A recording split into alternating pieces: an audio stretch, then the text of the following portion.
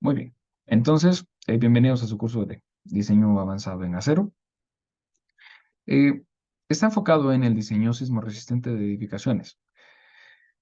A pesar de que el curso pasado se llamaba Ingeniería Sismo Resistente en Acero, este pues ya es un curso de diseño. Entonces, como muy bien todos sabemos, la fase de diseño es lo que viene después del análisis estructural, que básicamente debería de ser venir a responder cómo solucionar, solventar y reparar, proponer que se cumpla a nivel de proyecto las demandas estructurales que pudiera tener nuestro análisis estructural. Vamos a estar enfocándonos en la norma que ya está en el aula virtual, la 360, la 341 y 358. Básicamente, la 360 pues son puramente especificaciones, ¿no? Estructurales para acero, construcción en acero, perdón. La 341 es básicamente diseño sismo resistente en acero, todas esas consideraciones sísmicas. Y la 358 son conexiones precalificadas, ¿verdad? Entonces, ya si nosotros unimos las tres, logramos garantizar, las cumplamos, un diseño sismo resistente que va a ser seguramente eficiente y seguro, especialmente seguro, que es lo importante por acá. Vamos a tomar en cuenta que ahora sí habrán casos en los cuales pues eh, se asume que el estudiante ya trae los conceptos de ingeniería, sismología ingenieril, cómo cargar cargas, valga la redundancia, ¿no? Laterales, sísmicas, estáticas, dinámicas. Con lo cual, nosotros tomamos ese concepto y aplicamos las aceleraciones y fuerzas laterales, ya sometiéndolas a todo un sistema estructural de acero, ¿verdad? Con lo cual, pues vamos a, eh, todas estas cargas accidentales las vamos a poder aplicar ya en la edificación y obtener así una demanda bastante considerable. Entonces, a lo mejor, si por ejemplo, ejercicios que yo hacía a mano, los perfiles quedaban un poquito sobrados, bueno, pues ya metiéndole las combinaciones de carga correspondientes, considerando sismos, etcétera, etcétera. También como el balance entre rigidez, resistencia y ductilidad. Esto es importantísimo, ya vamos a ver por qué. Podría o no responder bien el sistema, porque ya lo analizamos como una estabilidad global, ¿verdad? Entonces, eso es parte del concepto fundamental. Eh, Van a tener ustedes las herramientas ya lo respectivo y referente a las cargas sísmicas y toda la demás información que sea conveniente aplicarle a nuestro modelo. Deberían ustedes de aprender a resolver los modelos, los proyectos y los problemas de tal manera que garanticemos que el sistema estructural va a tener una adecuada utilidad y así pues podría diseñar como tal por capacidad, ¿no? Esto viene a complementarse con el curso que ustedes vean, que pues así se llama, diseño por desempeño. Eh, ya sería la fase siguiente a esto que veamos el día de hoy, ¿no? A lo que se mira en este curso. Pero especialmente el diseño por capacidad, pues nos hace referencia a que nuestros esfuerzos deberían de estar contenidos dentro de los rangos permisibles que nosotros le permitamos a los diferentes miembros o uniones, siempre bajo la norma. Entonces, vamos a tratar de tener también los conceptos básicos para eh, prevenir mecanismos que pudieran ser frágiles.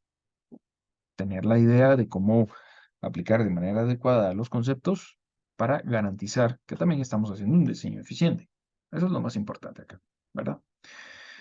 Dentro de esto, pues se va a ir viendo resistencia a momentos, cómo se van a comportar las juntas viga-columna. Esto es fundamental para el diseño de uniones.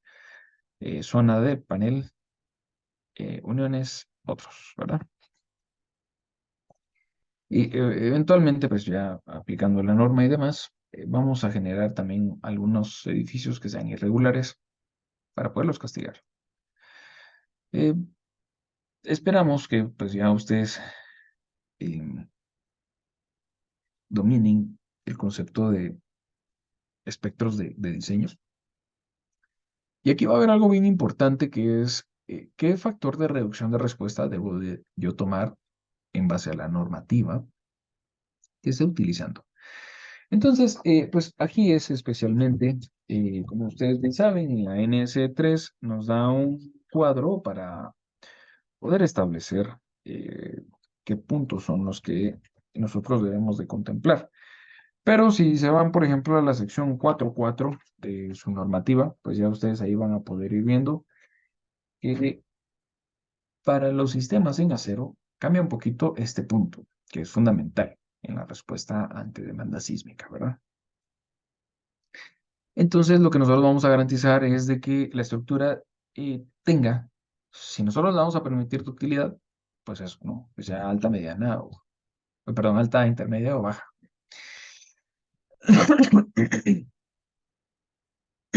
Perdón. Y nosotros siempre vamos a estar entre la demanda estructural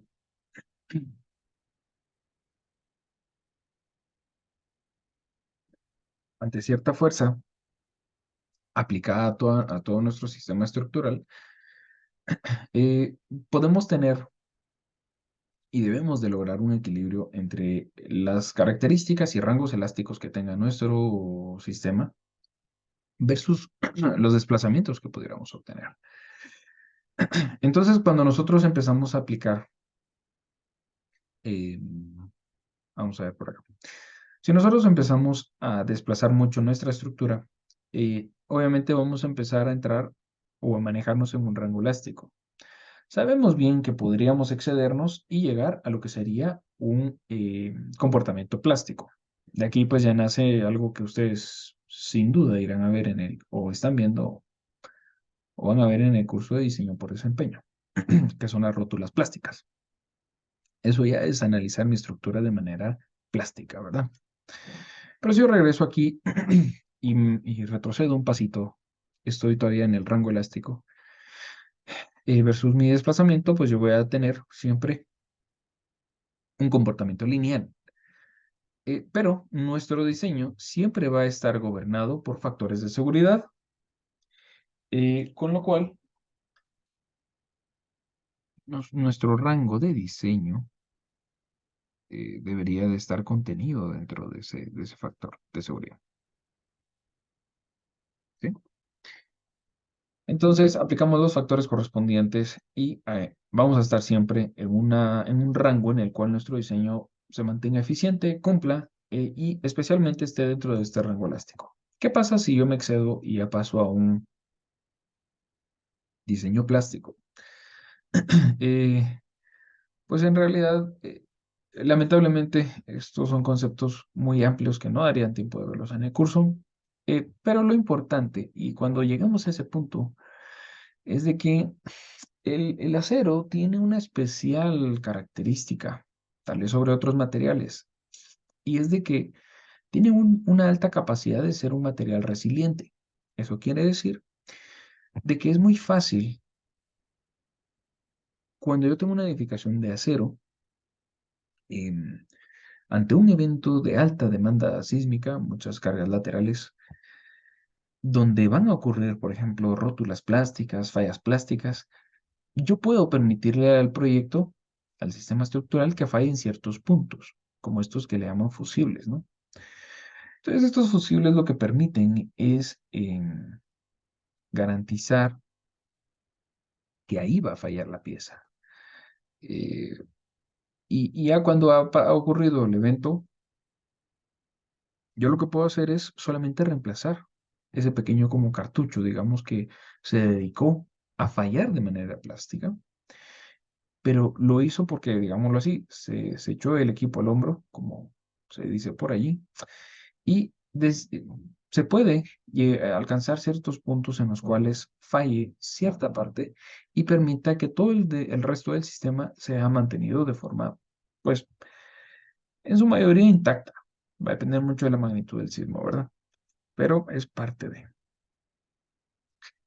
Entonces, y cuando se Inge, tocan los disculpe, puntos, no sé ¿cierto? si anda dando clase, pero no tiene audio. Bien, sí, sí se escucha. Aquí me parece que sí se Sí, escucha. escucha. Sí se escucha. Estamos bien con el audio. Gracias. Muy bien. Entonces, nosotros deberíamos de estar enfocados aquí me voy a acercar un poquito a esta imagen, porque aquí es lo que nosotros vamos a aplicar. Aplica, obviamente, para cortante basal, así como también, pues, para un cortante basal o para una aceleración lateral. Que como se recordarán del curso de dinámica de estructuras, al aplicar aceleración a una masa, pues, bueno, más fuerza restitutiva de un resorte y de amortiguamiento, pues también obtenemos una fuerza que se va a oponer a una fuerza lateral proveniente del sismo. Y si el sismo lo calculamos por un cortante basal, eh, sea como sea, fuerza lateral en el sentido vertical versus un desplazamiento, vamos a tener lo siguiente. Eh, Normalmente los sistemas de rigidez se van a comportar de tal manera que respondan con una respuesta elástica, vale la redundancia. Pero ¿qué pasa si yo excedo ese rango elástico? Pues ya excedí esa capacidad de servicio y ya voy a entrar a obtener una respuesta inelástica, en la cual pues yo en el primer punto, se recordarán ustedes de los puntos de falla, de hecho esta gráfica se parece mucho a cómo falla una probeta de acero, ¿sí? Si se recordarán, en el curso pasado vimos por ahí un video donde ensayaban una probeta y empezaba teniendo un comportamiento elástico, luego empezaba a deformarse, pero ya de manera no proporcional, luego se deformaba sin aplicar fuerza hasta que fallaba, ¿sí? Una estricción y el punto de colapso. Entonces acá lo que vamos teniendo es pre- después de que excedemos el rango elástico, una respuesta meramente de la resistencia. Es decir, a este punto yo ya excedí mi FY, ¿sí? Hablemos de que si tengo un A9, un acero, perfil laminado, A992, aquí yo ya excedí los 50 KSI, ¿correcto? Entonces aquí yo ya empiezo ¿cómo se llama? A exceder hasta mi FU, que sería aquí 58 KSI, y luego empieza la ductilidad, que quiere decir, ok, ya las fuerzas excedieron, ya deformaron la pieza, y luego va a seguir rajándose, rompiéndose, pero eso normalmente fuera otro sistema constructivo muy frágil, tal vez, digamos, el concreto simple, sin refuerzo especial, bueno, no es que colapsa, no. Bueno, pero normalmente otros materiales, cuando exceden ya este punto de resistencia, este rango en sentido horizontal normalmente se acorta. Comparado con otros materiales, aquí tenemos un punto mucho más corto comparado con el acero. El acero normalmente permite un gran desplazamiento, de hecho, un desplazamiento un poquito mayor, incluso al que se obtuvo en resistencia. Sí, se darán cuenta que entre la línea discontinua color negro y la primera línea amarilla, la distancia es un poco más pequeña que esta de ductilidad. El FU del A992 no es 58, es 65 KSI, si no mal recuerdo. Ahorita está aquí más adelantito en la presentación.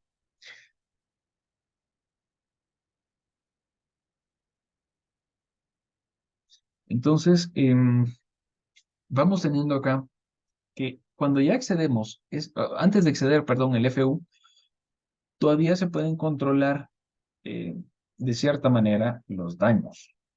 Pero cuando ya excedemos ese FU, ya nosotros ya estamos en un rango dúctil, que como les repito, esa es la ventaja, digámoslo así, del acero. Yo no sé si ustedes supieron el año pasado o el antepasado, creo que fue, hubo un incendio de una fábrica en Amatitlán. Era una nave industrial, era una fábrica de motocicletas y motores de moto. Eh, pero si no, voy a buscar las fotos con mucho gusto, se las comparto.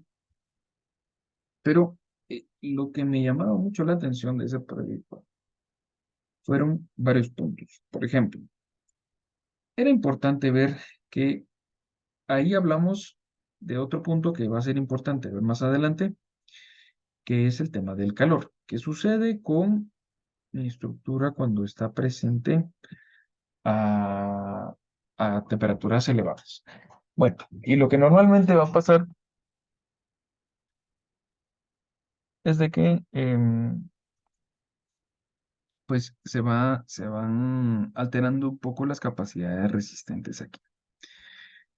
Eh, ¿Alguien que todavía no está en el grupo de WhatsApp?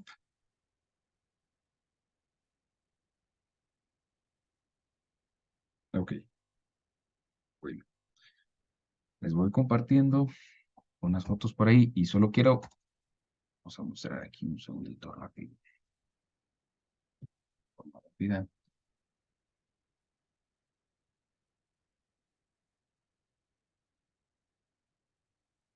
Está cargado, así avanzado.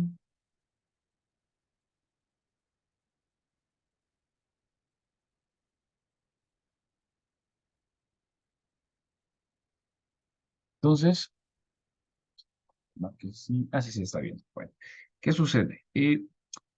¿Cómo pueden ser las fallas dúctiles en el acero?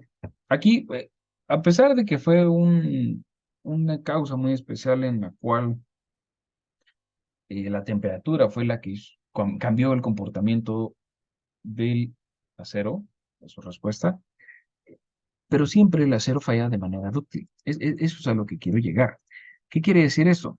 Que si ustedes se fijan acá, no ocurrió eh, una falla en la cual pues todo colapsó, sino que el acero generalmente empieza a ceder en ciertos puntos y empieza a fallar desplazándose lentamente, lentamente, que generalmente lo que permite esto pues son...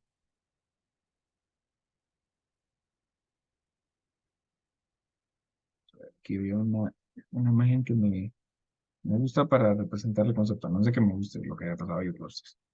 Bueno, pero básicamente acá esto era una nave a dos aguas, una nave industrial, y aquí se logra ver cómo, pues simplemente la viga empezó a ceder, ¿sí? Se fue desplazando. No crean que eso fue cuestión de un segundo para que colapsara así. Eso demoró horas en derretirse, digámoslo así, y e irse desplazando. Entonces, acá nosotros podemos ver, y ya las podrán ver ahí a detalle, cómo es de que va fallando o cediendo la estructura, en la cual generalmente, ya sea por esfuerzos de temperatura, gradientes de temperatura, fuerzas laterales, sísmicas de viento, generalmente las estructuras de acero van cediendo, en el cual pues empieza a darse un desplazamiento considerable y ahí es donde empieza a actuar la ductilidad del material. No es medible porque depende pues como yo les decía, aquí superamos el FY, aquí superamos el FU. No es de que aquí superemos un F, cualquier subíndice, ¿no? Porque esto depende ya del sistema estructural. Ahora bien, eso quiere decir que ya nosotros en este punto vamos a permitirle al sistema entonces la ductilidad. Vamos a saber cómo queremos de que falle el sistema. Porque todos los sistemas estructurales deberían de permitir cierta rigidez. Recuérdense de fundamentos de dinámica estructural. Mi K por X, ¿verdad? Un desplazamiento por una K, eso pues es la constante de la rigidez, es la fuerza restitutiva del sistema estructural, que antes la representábamos como un resorte, se recordarán en sus primeros cursos de maestría, pero prácticamente esto lo que hace es de que va a garantizar cierta fuerza contra cierta demanda estructural que pudiera tener. Con lo cual, cuando nosotros sobrepasamos este punto de la rigidez, perdón, vamos a llevar nuestro proyecto a cumplir cierta resistencia. Y aquí, pues obviamente ya no puede regresar el proyecto como estaba, pero esto, miren ustedes, esta primera parte, entre la línea color negra y amarilla, lo que garantiza es segundos o minutos que pueden marcar la diferencia entre salvar una vida o no ante un evento sísmico, ¿sí? Entonces, como respuesta, como conclusión general, si entre mi gráfica de la demanda de servicio, el control de daño y prevención de colapso con mi sistema estructural, en este caso van a ser a cero, va a tener siempre un comportamiento aquí bastante extendido. Que esto se traduce en que este tipo de sistemas, así como seguramente hay muchos otros en el mundo, pero especialmente es garantizado que las estructuras de acero van a tener una respuesta muy eficiente. Con lo cual, eh, nuevamente, como les decía, pues son segundos valiosos, segundos o minutos valiosos para poder evacuar un edificio, por ejemplo. Eh, es por ello que sistemas de acero, sistemas incluso combinados, que son buenísimos en realidad, son muy utilizados en países que pues, eh, son bastante desarrollados. Obviamente hay también otros puntos ahí importantes, como por ejemplo que ellos son fabricantes también de las piezas, ¿no? Entonces también puede ser que sea más económico conseguir, por ejemplo, acero en ciertos países que en otros. Por ejemplo, acá no tenemos ninguna fábrica de acero. Eso también puede ser un reto ahí, ¿verdad? Pero básicamente esta gráfica me gusta mucho, resume bastante todos los conceptos en los cuales nosotros podemos ir obteniendo, eh, de hecho, si ustedes me dicen esta gráfica, si ustedes me preguntan, perdón, esta gráfica resume todo el curso. Porque dependiendo de qué utilidad, quiere decir, dependiendo de cómo queremos nosotros que falle nuestro sistema, eh, esto es de los primeros puntos que define hacia dónde vamos a diseñar nuestro proyecto, ¿verdad? A ver, por ejemplo, yo acá les pregunto, ¿de qué depende si un sistema de marcos debo de darle alta ductilidad, baja o intermedia? Digamos que ustedes como diseñadores, o a lo mejor los que tengamos experiencia en diseño, ¿qué decidimos? ¿Cuál debería ser mi decisión? Bueno, voy a diseñar un sistema de marcos, eso está muy bien, pero ¿qué decido? ¿Alta, baja o intermedia ductilidad? ¿Qué creen ustedes? Porque la norma les aparece de toda, ¿no?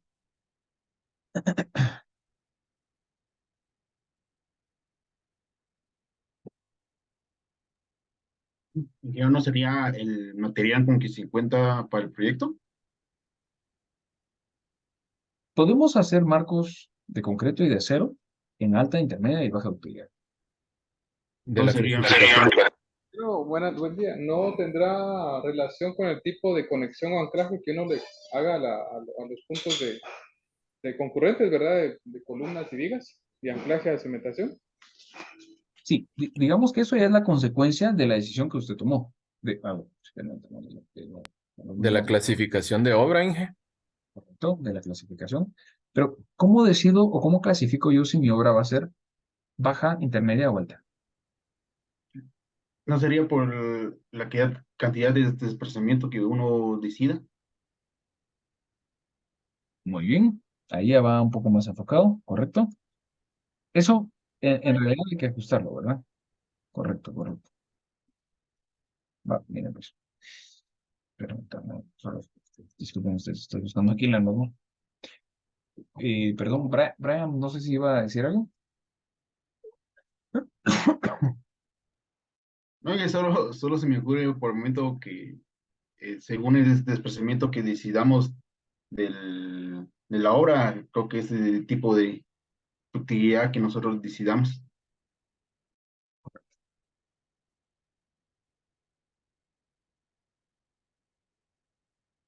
No sé si tiene que ver también el costo, Inge. Sí, seguro, por supuesto.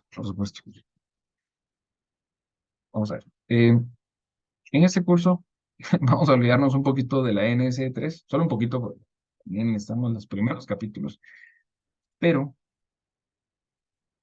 eh, no, permítame, esto no está aquí, esto está aquí está. No.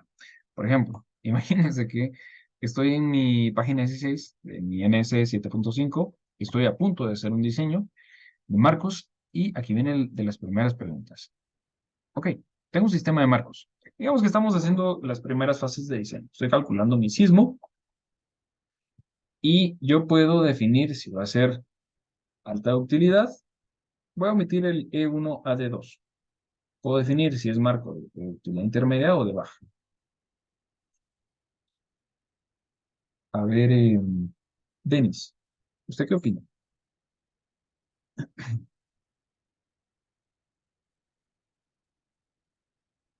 ¿Cuál es su estrés? Inge, ¿podría repetir la pregunta? Ujú. Si usted está empezando a hacer un diseño, ¿cuál toma en cuenta? ¿Alta ductilidad, ductilidad intermedia o baja?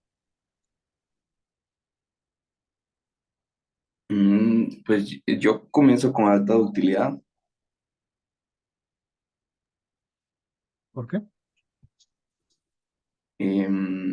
Bueno, más por ser acero, porque como el acero, digamos, la diferencia entre la ductilidad de los marcos es de que como que la energía del sismo se disipa con deformación de la estructura. Entonces, tal vez una de alta utilidad es una estructura tal vez un poquito más barata, por decir así, tal vez en acero. Y porque como el acero tiene buena capacidad de restitución.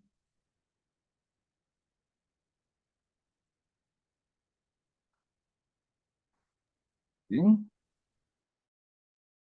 Ingeniero, buenos días, perdón. No, también depende mucho del nivel de protección sísmica que tengamos, o sea, que definamos, porque eso también ya nos orienta a qué nos permite la ductilidad. O sea, si va a ser de alta ductilidad o de baja ductilidad. Correcto. Sí, también tiene que ver, correcto. Pues ya dependiendo de cómo vaya a ser la protección, ya podemos también ver qué limitantes podemos tener, ¿verdad? Sí, Brian. Ingeniero, perdone, y no también sería según la deformación que yo permita que va a tener mi obra. Correcto. De lo irregular que puede ser la obra también, Inge. Perfecto. Ahí estamos. Bueno. Sí, Alexis. Eh, cabal me vio, ¿verdad, ingeniero? De las cargas también, porque regularmente, pues estas generalmente se hacen bodegas y son de carga liviana. Entonces, esas podrían calcularse en baja utilidad también. La norma permite para este tipo de estructuras de con cargas livianas poder caer en ese rango. Para cargas livianas, baja utilidad, ¿es usted? Sí, sí, sí. Ya. Ingeniero, ¿no queda relacionado directamente al FI del acero con el que estemos diseñando? No, digamos que el FIE ya usted lo enfoca, digamos, si yo tengo cierta demanda o ciertos esfuerzos por cubrir generalmente tensión, pues yo le propongo un acero más resistente, ¿verdad? Ahí, digamos que eso ya va siendo un poquito ya más en el análisis o en el diseño, ¿verdad? Pero antes de empezar el análisis, a ver, por ejemplo, imagínense que estamos ahorita por empezar el diseño de una edificación. De hecho, ya lo vamos a empezar, pero tenemos que saber cómo arrancar. Entonces, esta es de las primeras preguntas que hay que hacernos. Bueno, yo ya tengo mi hoja de MATLAB o de Excel o mi programa, me calcula automáticamente mi espectro de diseño. Entonces, ¿qué decido? Voy a tomar un R de 8, voy a tomar un R de 4.5 o de 3.5. Porque no es lo mismo utilizar uno de 3.5 al doble, ¿no? Uno de 7. Ingeniero, yo creo que lo que hay que saber es, pues como cuando uno hace un diseño ya tiene arquitectura, ¿va? Es saber en qué dirección vamos a poner el lado fuerte de las columnas, porque si no estoy mal, creo que en estructura metálica sí se puede tomar un R en un sentido y el R distinto en otro sentido, ¿no? ¿Correcto? Correcto. Pero fíjese, sí, mire, lo que espero que todos hayan podido escuchar a Denis, esa es una de las grandes ventajas que tenemos en el acero, ¿verdad? Nos permite hacer eficiente el diseño de tal manera que en un sentido apliquemos cierto parámetro sísmico y en otro uno diferente. De hecho, cuando veamos naves industriales y apliquemos el sismo específicamente, en un sentido cabalmente le vamos a aplicar el, cabal un sistema de marcos y en el otro, si por ejemplo los marcos están independientes, quién sabe, a lo mejor hay que definirlos como un péndulo, ¿no? Por eso es una columna. Eh, a nivel de marcos sí tiene conexión en el sentido X, pero en el sentido Y, ¿qué pasa? Que no tengo algo que me ayude, ¿no? Entonces, o puedo generar marcos, o puedo conectarlas, o puedo usar raíces, etcétera, etcétera. O sea, cualquier sistema, ¿no? Si, por ejemplo, yo voy a empezar a utilizar brazas o las riostras, pues ya tengo que revisar en qué punto voy a estar. Pero nuevamente voy a llegar a ese punto en el cual voy a tener brazas de alta utilidad, de baja utilidad, incluso acá riostras concéntricas o brazas concéntricas, digamos, que estén conectados a marcos de ductilidad intermedia, pero riostras concéntricas de alta ductilidad. A ver, a lo que quiero llegar y lo que quiero que hagamos conciencia es de que, y por favor vamos a investigar para la próxima clase, cómo definir de manera adecuada si tengo una alta ductilidad, ductilidad intermedia o baja ductilidad. Porque ese es el punto inicial, es el parteaguas, ¿verdad? Por favor. Entonces, ya tenemos nuestra primera tarea. Debemos de investigar en qué consiste si yo voy a asignarle una utilidad alta, intermedia o baja. Por favor, primera tarea. Eh, ya saben, se discute acá y si responden bien y demás, pues ahí tenemos nuestros puntos, ¿no? Em, Esa es de las primeras. Bueno, pero de hecho, si tratamos de resumir un poquito eh, para ya continuar con la presentación, para que nos alcance el tiempo, sí va a tener que ver, pero sí necesito que investiguen porque créanme que esto es para ustedes, para que el día de mañana, cuando ya estén diseñando un proyecto, ustedes puedan eh, partir de este punto sin problemas. Pero sí tiene que ver con la mayoría de comentarios que hicieron el día de hoy. Por ejemplo, eh, ¿qué respuesta busco darle yo a mi sistema? Lo que pasa está en que si yo busco o tengo tal vez un sistema que a lo mejor por arquitectura es muy desplazable, no tiene mucha redundancia, puede ser que ya cuando analice los modos de vibración se me esté desplazando mucho. A lo mejor por ahí yo deba de ajustarla y quitarle un poquito de utilidad, porque digamos que analizando ya el punto postelástico, eh, vaya a fallar mal, digamos así. O sea, no tengo aquí una utilidad adecuada, ¿verdad? Pero eso nos lo van a poder complementar cada uno de ustedes en la próxima clase, ¿verdad? Entonces, es importantísimo que veamos por qué sí, por qué no. Ya va a estar un espacio en el aula virtual para cargar esa investigación, ¿verdad? Em, Recomendación en este punto que es crucial para cualquier diseñador estructural. Tal vez esto sí no solamente googleenlo o pídanle a una inteligencia artificial que les escriba, sino esto sí revisemos bien y la interpretación de cada uno de ustedes es la que deberían de anotar en una página, si gustan, más que suficiente. Em, pero esto es más para ustedes, ¿no?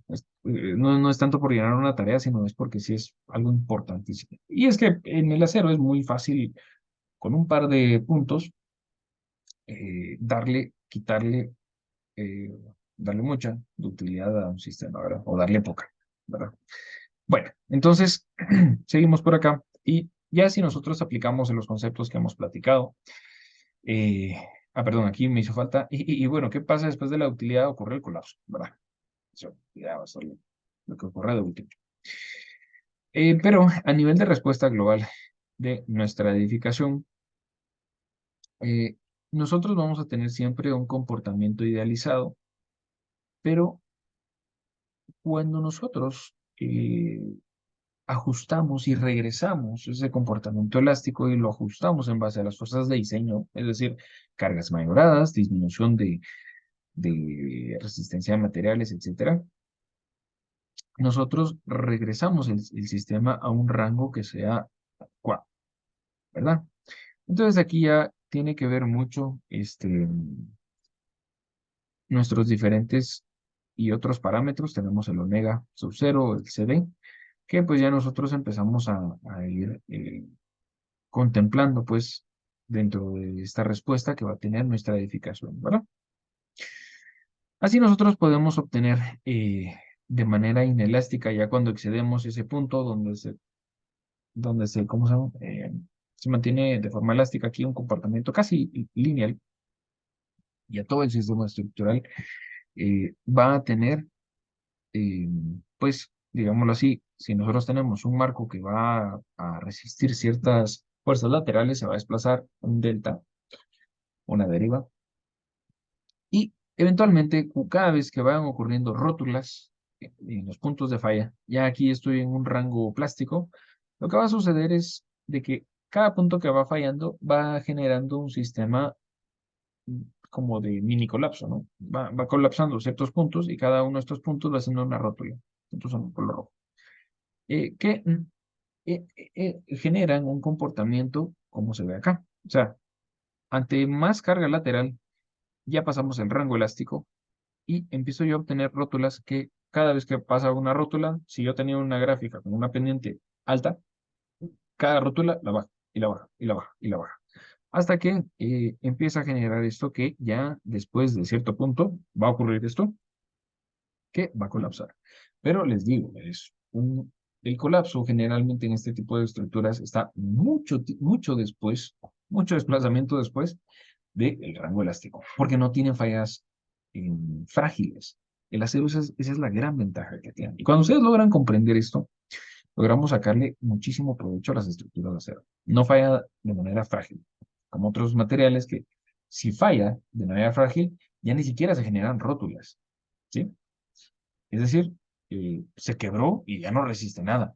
En cambio acá, en realidad, fallan las piezas y todavía siguen deformándose, así como las fotos que les enseñaba, de tal manera que permite y garantiza que pues, podamos evacuar, digámoslo así, una edificación. Pudiera ser, ¿verdad? Bueno, entonces, al acero, que es la Asociación Latinoamericana de Acero, ustedes lo tienen en el norma también en el aula virtual.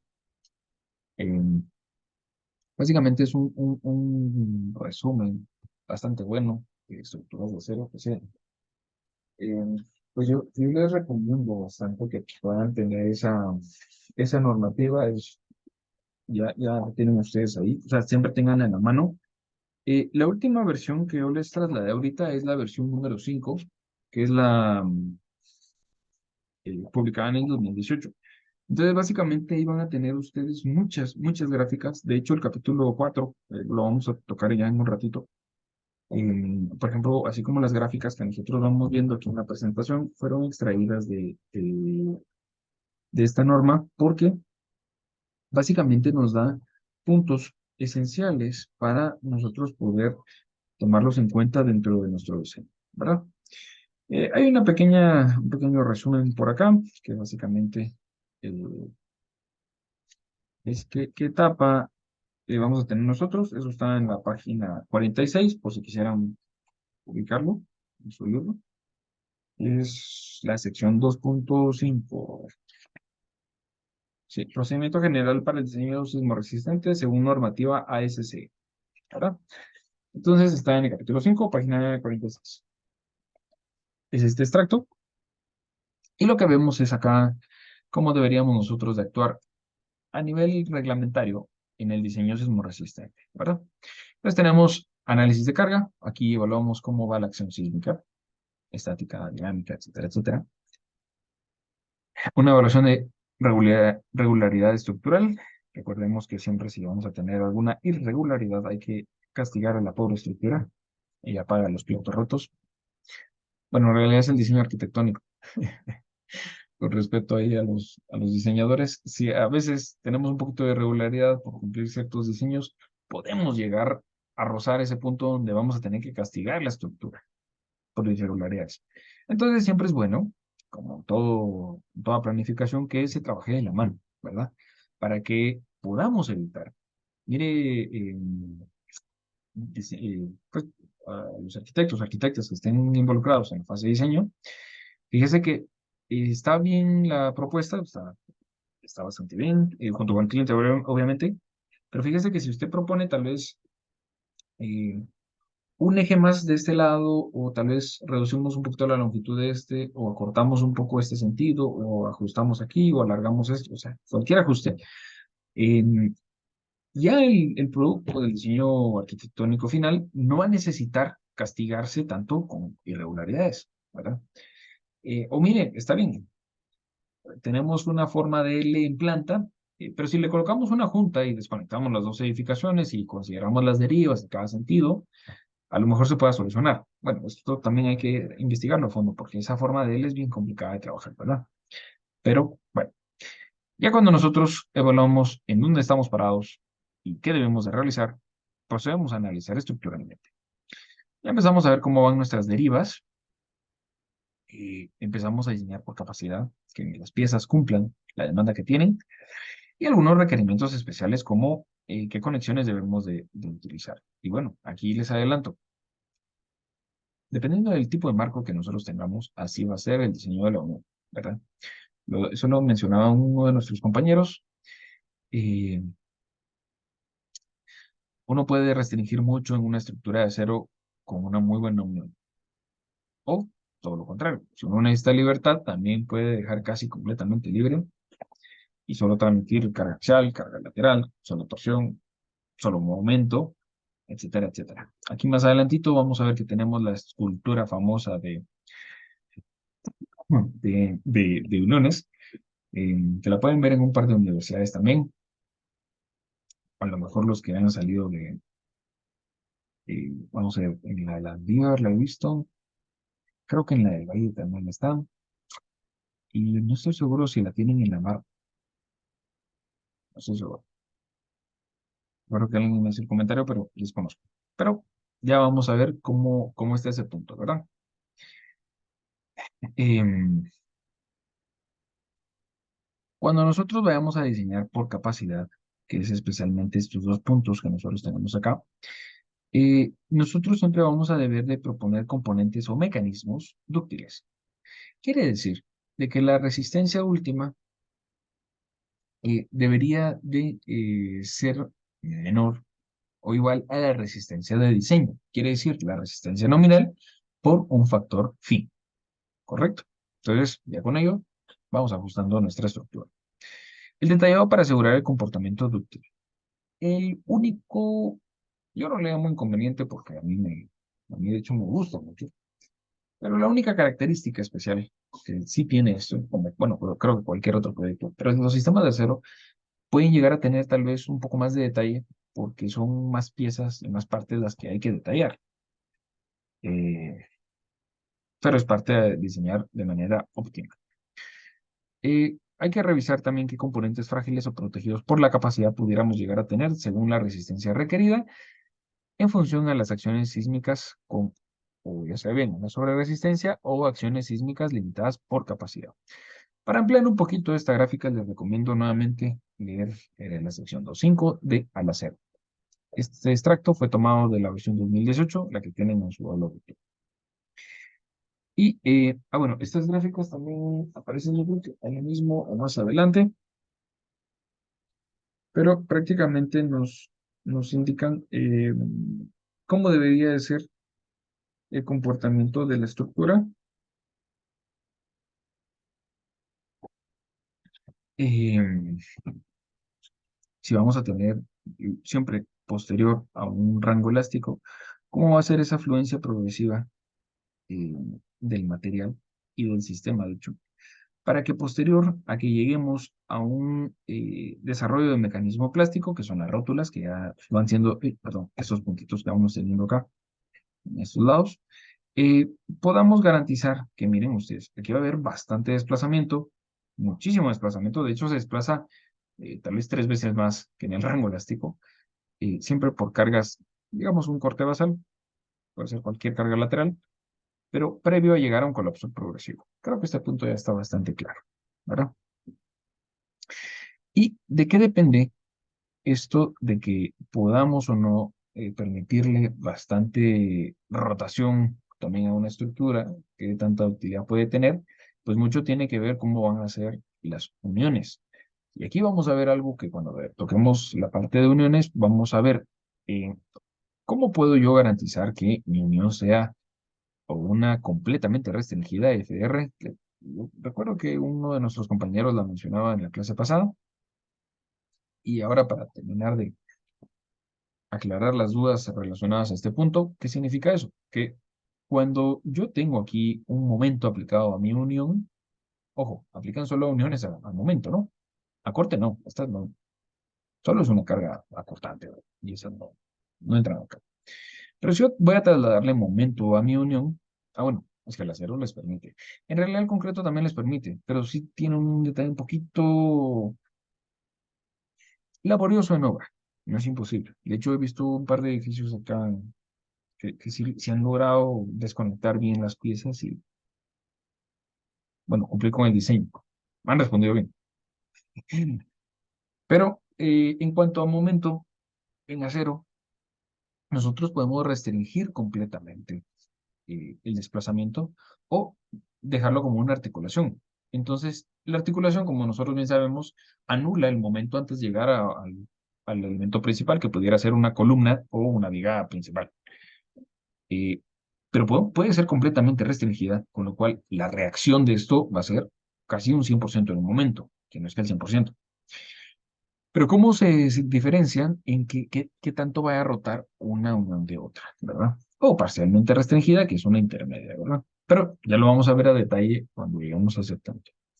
Y aquí ya empezamos a tener un poquito ahí de detalles de cómo va a ser la definición de estas uniones y más o menos cómo vamos a tener que ir detallando, ¿verdad? Lo vamos a aprender solo de manera esquemática. Van a saber ustedes qué partes lleva cada una de estas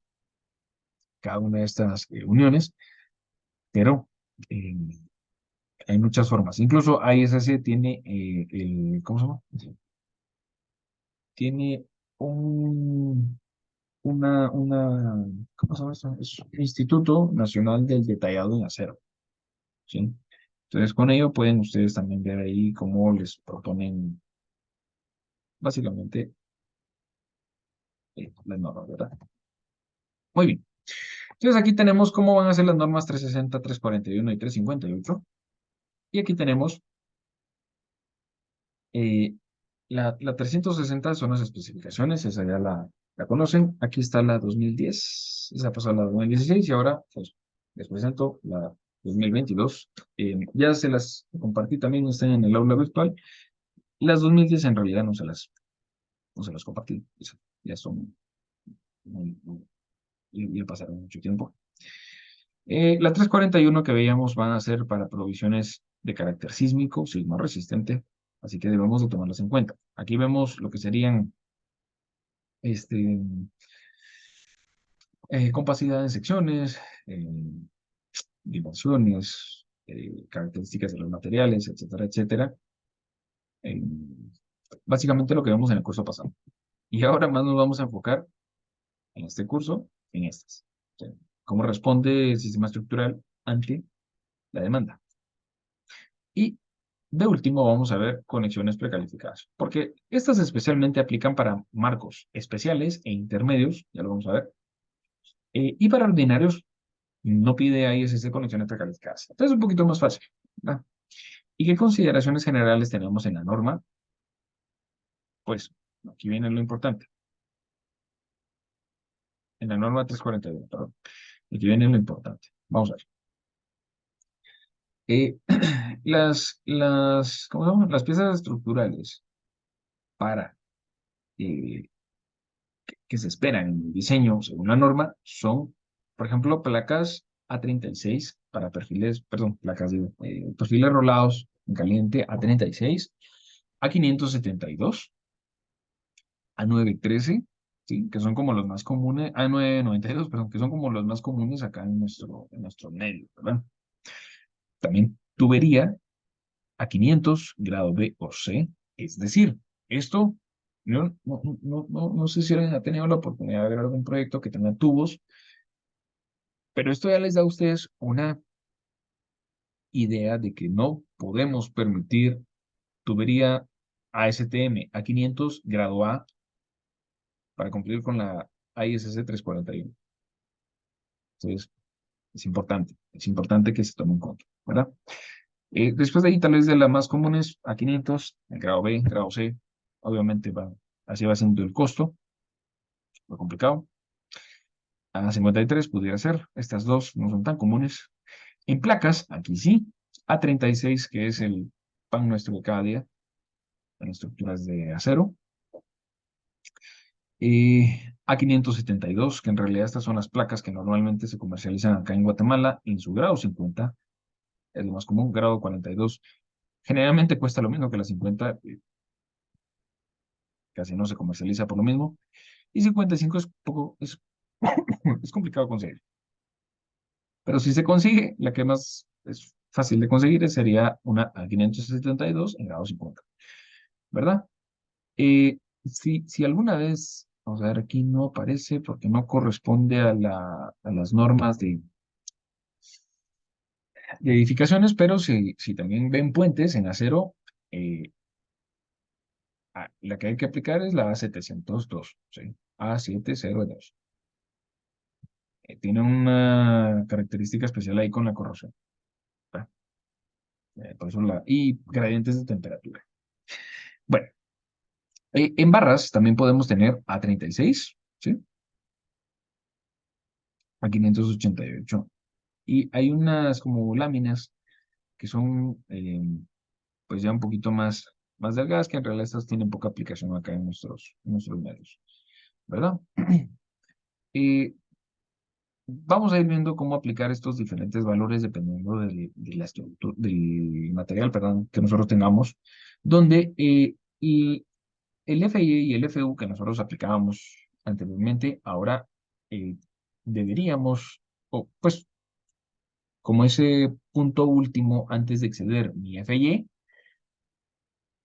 vamos a ver, FY es donde yo estoy dentro de mi rango elástico, pero ya cuando yo excedo ese FY, voy a tener un último valor que sería mi tensión cedente esperada, donde el FY, digamos, yo lo voy a multiplicar por mi RY, y si yo tenía una placa a 36, pues yo lo que voy a hacer es de que, digámoslo así, yo tenía 36 KSI de resistencia, ¿verdad?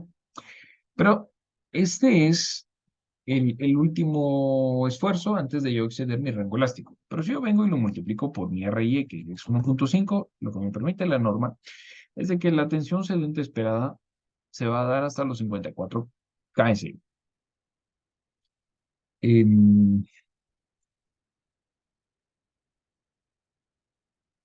La tensión última esperada, pues debería de ocurrir lo mismo, y aplicamos también multiplicando, pero esta vez por mi RT, ¿verdad? Ya vamos a ver qué aplicación tienen estos dos nuevos valores que se van a incorporar en nuestros cálculos. Muy bien. Ahora, eh, recordándonos, perdón, un poquito de del pandeo local, perdón, nosotros vamos a ir teniendo acá qué requerimientos vamos a tener dependiendo del sistema estructural que estemos manejando. Ahora bien, vamos a tener entonces en estos puntos qué tanta ductilidad debería de permitirse en nuestros sistemas. Con lo cual, pues dependiendo de qué tipos de miembros tenga yo, por ejemplo, si ustedes se recordarán, cuando teníamos secciones que eran esbeltas o no compactas, lo que va a suceder es de que también esto podía afectar cómo resistir entonces mi momento, ¿verdad? Teniendo una ductilidad, bueno, que también podría verse afectada en el sistema estructural dependiendo de cómo vaya a ser mi ductilidad, ¿verdad? Antes de llegar al punto de plastificación, ¿sí? Entonces, estos van a ser los puntos importantes que nuevamente dependiendo de cómo tenga yo propuestas mis secciones, así va a ser la respuesta que hagan el tema. Lázaro, perdón, no sé si iba a decir algo o quería consultar algo.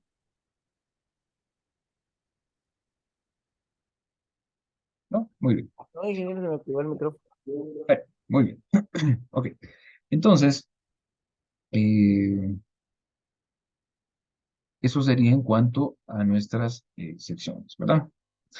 No podemos olvidar a nuestra vieja conocida, eh, amada o odiada, no lo sé, pero la tabla de 1.1, esto recordemos está en 360,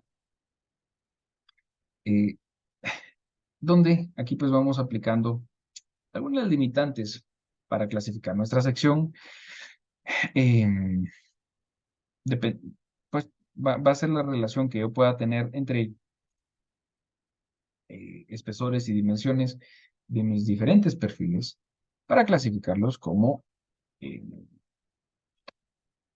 ¿cómo se llama esto? Para ver que estén dentro de un rango de comportamiento o moderadamente dúctil o altamente dúctil, ¿verdad? Esto está relacionado con la compacidad de los elementos, es como lo hacíamos anteriormente, solo que nosotros utilizábamos la D3, D4, pero esta vez vamos a tomar ¿cómo se llama? Estos valores y los vamos a ir aplicando también.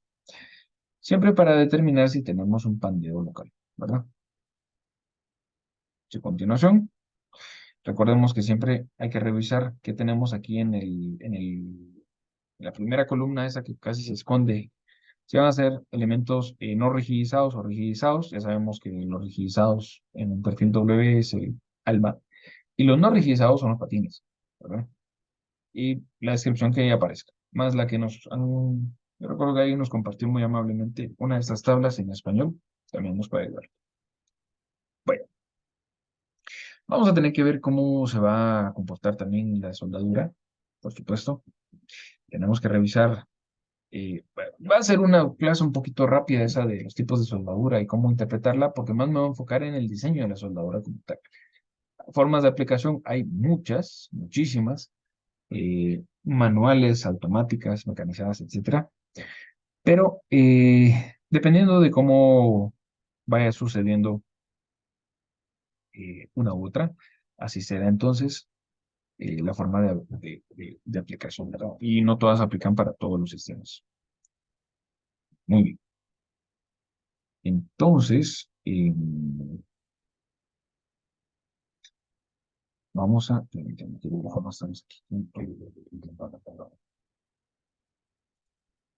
Estamos aquí con las diapositivas. A ver, un segundo.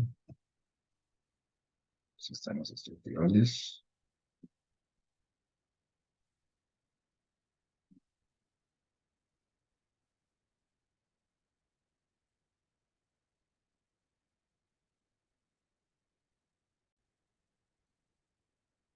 Muy bien. Entonces, cuando nosotros estamos por proponer algún sistema sismo resistente, de los sistemas estructurales tradicionales que nosotros conocemos y seguramente hemos utilizado con frecuencia, viene a resaltar el sistema de marcos resistentes a momentos. La ventaja especial es de que este sistema, como bien sabemos, pues distribuye de manera equitativa las cargas, demandas y genera sistemas y mecanismos resistentes a la falla o a colapso en estos puntos, lo cual garantiza pues que vaya haciendo una distribución adecuada de transferencia de cargas y de momentos, eh, pero hay que tomar en cuenta que estos no tienen arriostres, no tienen braces, ¿verdad? Sino que se encargan de desplazarse libremente, recordándonos de cuando calculábamos longitud efectiva, esto sería un marco bastante desplazable, no tiene ninguna restricción al desplazamiento. Pero ahora, si nosotros queremos hacer una nueva clasificación por desempeño, que aquí tal vez nos vamos a enfocar especialmente, con especial atención, ocurre lo siguiente. La normativa a nosotros nos pide que tengamos especial consideración para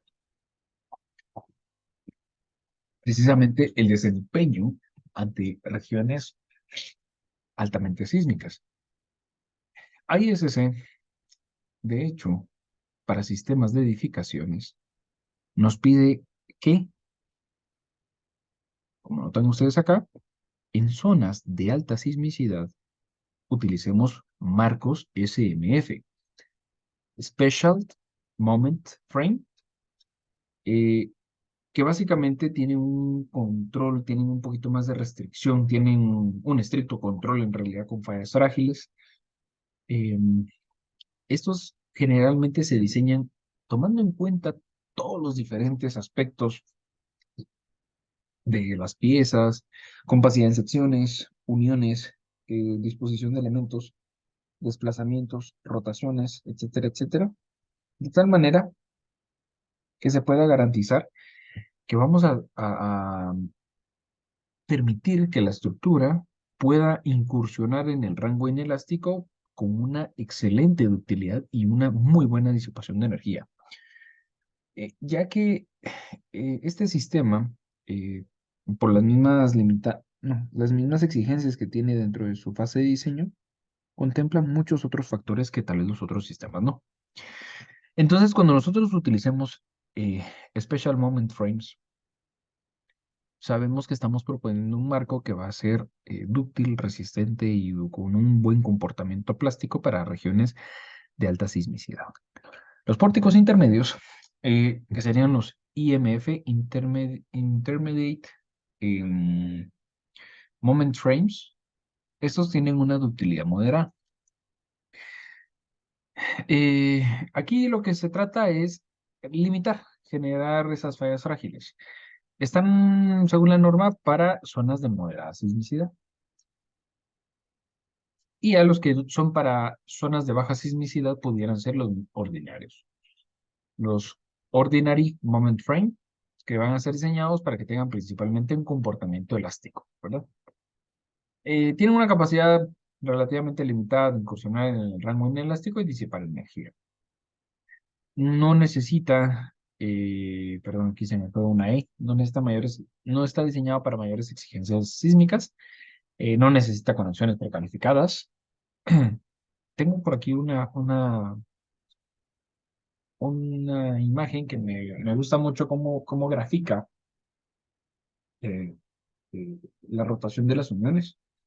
Esta la pueden encontrar en Simpson Strong-Tie, que son unos fabricantes de un tipo de unión precalificada. Simpson Strong-Tie. Pueden buscarla. Esas uniones están patentadas, las quiero ver. Pero básicamente ellos se dedican mucho a vender uniones especialmente para estos sistemas, ¿verdad? Bueno, pero ¿de qué trata este tipo de sistemas? Cuando hablamos de uniones, lo que vamos a tener es de que a mayor momento, claramente nuestros nodos, digamos, viga columna, pues van a empezar a generar cierta rotación. Más o menos como nos aparece, perdonen que esté saltándome aquí entre diapositivas, pero aquí, miren ustedes. Solo voy a utilizar este esquema para este punto, perdón, ángulo eh, teta, ¿no? Pues lo que sucede es de que cuando empiezan a desplazarse, digamos antes de que ocurran las rótulas plásticas, lo que sucede es de que la unión entre viga y columna debería de permitir cierta rotación. Entonces, en base a la rotación que tengan las uniones, así vamos a poder clasificar también eh, qué tanta ductilidad vamos a tener en nuestros sistemas, ¿sí? Los sistemas ordinarios, los Ordinary Moment Frame, en realidad tienen muy poca resistencia a esa rotación. Rotan con mucha libertad. Los IMF, los intermedios, ya van generando un poco más de resistencia en esa rotación. Por eso se clasifican acá después. Los altamente dúctiles están como una resistencia altísima a la rotación. Entonces, si yo quiero ponerlo aquí en palabras sencillas, los Ordinary Moment Frame No requiere, por ejemplo, uniones precalificadas por AISC. No tienen ningún problema con las deformaciones sinoelásticas, no hay limitaciones como tal. No es, si ustedes proponen una nueva unión, no se requiere que se pruebe. Digamos que una unión media vez cumpla con esfuerzos, entra en este punto y no es necesario que se hagan pruebas de laboratorio. Y generalmente, como aparecía en la diapositiva anterior, son usados en regiones sin sismicidad o con una sismicidad muy baja. Los intermedios se espera que generen moderadas deformaciones inelásticas, si requieren ya uniones precalificadas. Y el ángulo de rotación, que era el que veíamos en la diapositiva, vamos a ver aquí, está. Aquí está el ángulo de rotación en radianes, pues más o menos llega a 0.02, ¿sí? Aquí en ese 0.02, que es el que nosotros tenemos en este, ahí estamos, 0.02 radianes, que es como en drift, la deriva que se produce en la unión, ¿verdad? Y generalmente van a ser utilizadas en bajas a medianas regiones con presencia, perdón, regiones con presencia de baja a moderada sismicidad. Y los Special Moment Frame, que si me preguntan, deberían de ser los que se utilicen en todo Guatemala. En realidad estos son los que recordamos que estamos en un país altamente sísmico. Entonces, edificaciones, todos deberían de ser en realidad SMF. O a lo mejor, tal vez un IMF.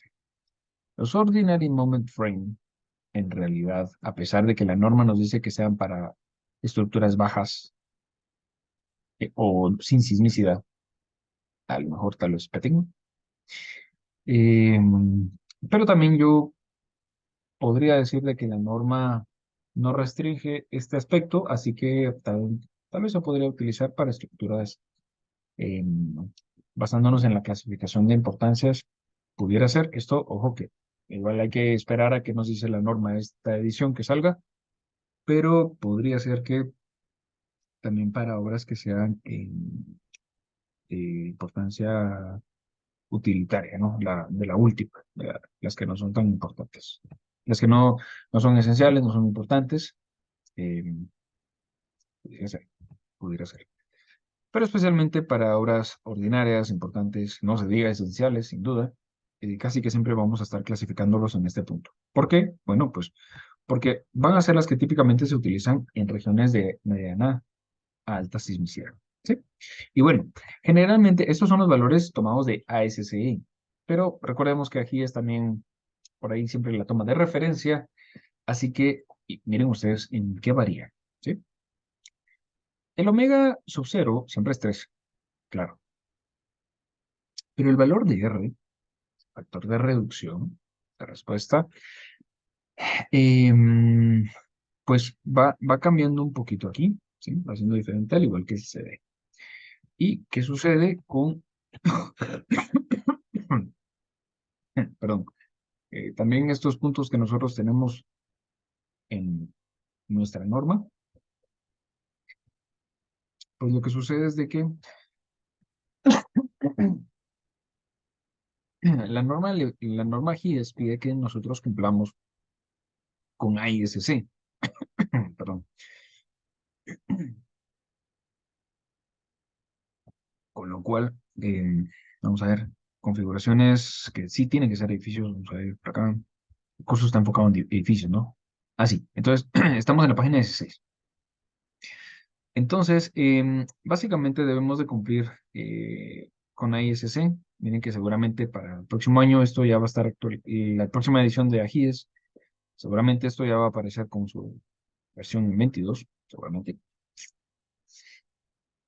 Pero aquí en los capítulos de cada una de estas normas de la 341, ustedes pueden ir viendo a qué se refiere. Por lo menos esa es la sección que tenemos nosotros de referencia en la norma. Pero ahí se van a dar cuenta que va relacionada con estos sistemas especialmente, ¿verdad? Y que como esta es el lenguaje universal, si ustedes han diseñado ya en hacer un ETABS, se darán cuenta que estos son los sistemas que ya trae cargados. ¿ya? Unos de los sistemas, porque aparte también tenemos eh, otros sistemas, ¿verdad?